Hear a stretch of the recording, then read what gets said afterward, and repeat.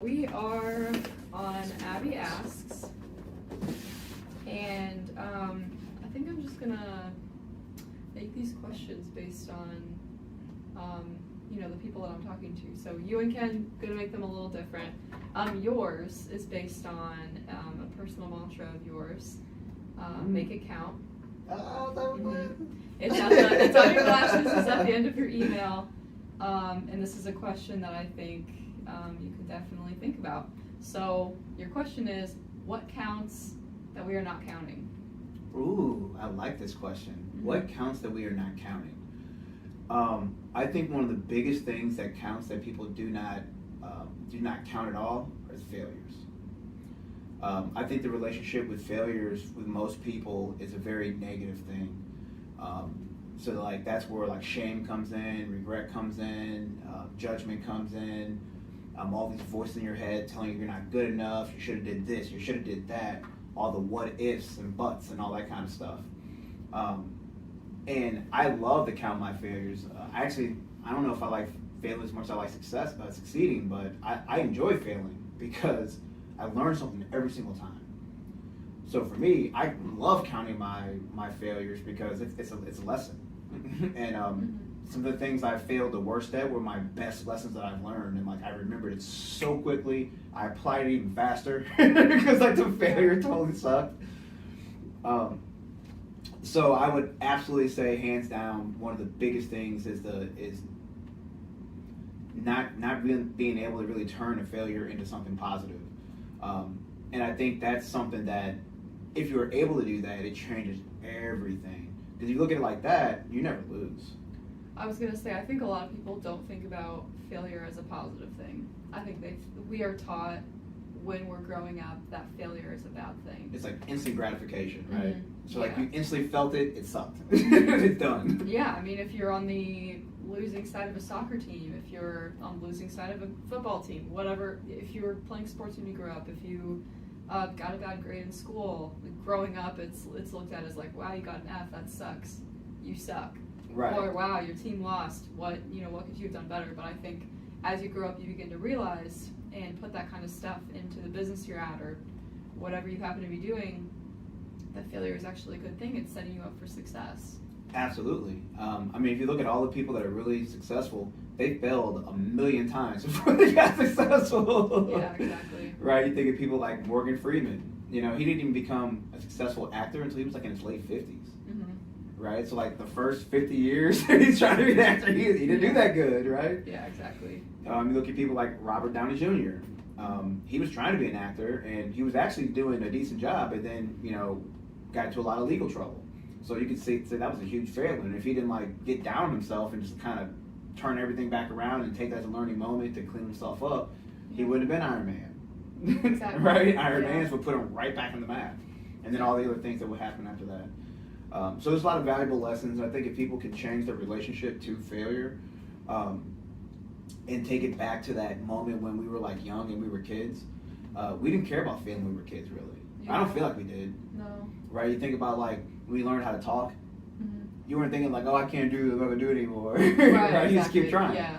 Think about when you were watching little kids trying to walk, they fall a million times before they're able to stand up.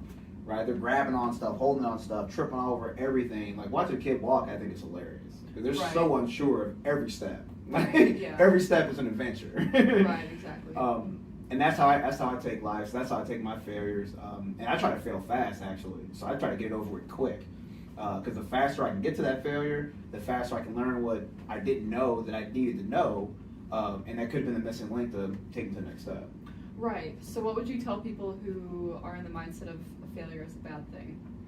What I would say is that you must change your relationship with the failure and look at failure as an opportunity to learn. There's so many opportunities that people just completely step over and they don't even realize that was an opportunity. Mm-hmm. So every once in a while, you kind of just, I don't say every once in a while, you have to lift your head up. If you lift your head, if you're pointing down the whole time, you don't see anything past that failure. You're just right there. But you lift your head up and you say, okay, I need to get over this wall, or I need to go over this wall, or around it, or over top, or through it. I don't know. Right. Right. but there's something there, right? Exactly. If you lift your head up, you can see it. If your head is down, you can't. So if people can change the relationship with failure, and if people can look at a failure as not a bad thing, look at it as, okay, this is an opportunity for me to learn, I think they would realize that you never lose if you're always learning. Mm-hmm. You must be a student of life. I think that is a mindset change, 100%. And I Absolutely. think if people just take that into consideration for even a second and think, you know what, maybe I shouldn't take this life as seriously as I truly am, and just learn from my mistakes, and like you said, make it count. Make it count. Yeah, exactly. Make it count. Oh, another way to help people change your relationship to failure is to not dog yourself out. Mm-hmm. People so quickly, talk bad about themselves. My son did it a couple times, and it really changed everything at school. Like, he'd had a bad test. He did bad on a test. In his mind, he just told himself, and he told me out loud, he's like, oh, I'm just not good enough. I'm not smart enough. I just can't do it. Right. And I'm like, none of that stuff's true. Yeah. What actually happened is that you just didn't study. Right. Yeah, and you can't blame that on, Right, your and that's what people second- do. Like, when they fail, that's what Exactly. people do. They tell themselves all this story, and they act like that story is true. Mhm. But in real life, it's not. So how you change a relationship is to not listen to those voices in your head. When I tell those voices, literally, I treat it like a radio station, and I just change channel. It's like, oh, cool story, bro. Change channel. I don't think a lot of people do that, so I think that's It's a hard. good. Yeah, It takes that's- practice. That's real control of the mind there. Mind over matter. Right, exactly. Well, yeah, like I said, I don't think a lot of people think like that. So Not very many people. that's a good thing to put out there and say, hey, this is how you should do things, and just take a second and think about it, because I think life gets so tedious sometimes, and we think that going to baseball games and making dinner and going to work and doing all of these things that we have to do. that we have to do, and taking care of your kids or going to the doctor, it all becomes overwhelming. Mm-hmm. And at that point, you're not really looking at your life like you're living. You're kind of just doing. So Going through the motions. Going through the motions, exactly. So taking time to think, hey, if I didn't get somewhere on time today, if I didn't do this right, It's if okay. I talked to my kids the wrong way, yeah, it's okay. Like, it's failure, like you said, and it's part of it. Yeah, so to add on to that, I also like to make sure I give myself and I give people grace. Mm-hmm. And it's okay. I give myself permission to fail. Mm-hmm. I give other people permission to fail and not be good at something. Mm-hmm. And that's okay. I can't tell you how many times I tell myself, it's okay. Right. Yeah. We're going through my recovery right now with my neck and everything. I can't lift Yeah. the way I wanted to, and I enjoy lifting. And recovery is a huge, mental game, right? Yeah. And I just kept telling myself, it's okay. It's not forever. Exactly. Because a lot of times people, they fail and they make it seem like that's everything.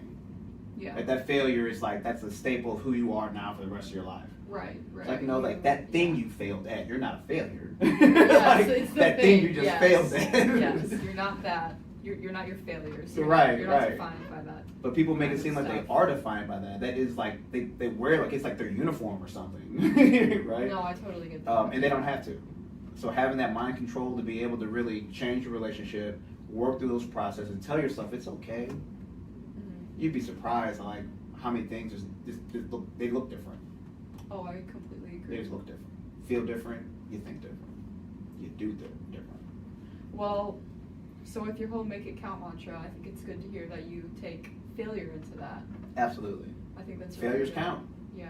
But Failures make count. failures count. I love it. That should be my mantra too. Well, thank you so much, Brian, and this is another Abby Asks. There we go. Till next time. Make it count. Make it count.